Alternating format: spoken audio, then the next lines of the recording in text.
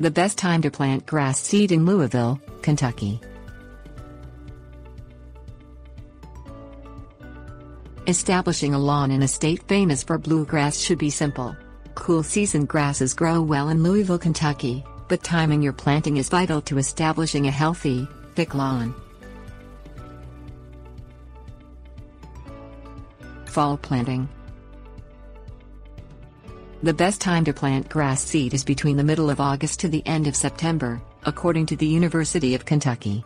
Fall seeding avoids summer temperatures that stress cool season grasses like fescue and bluegrass.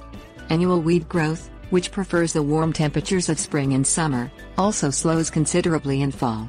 Without pressure from weeds, the lawn establishes rapidly. Spring planting.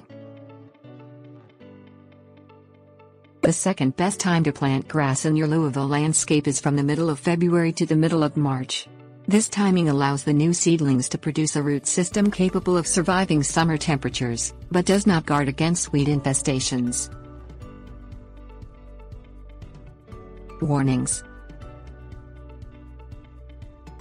Seeding your lawn after the middle of April prevents the lawn from maturing before it must deal with Kentucky heat in July.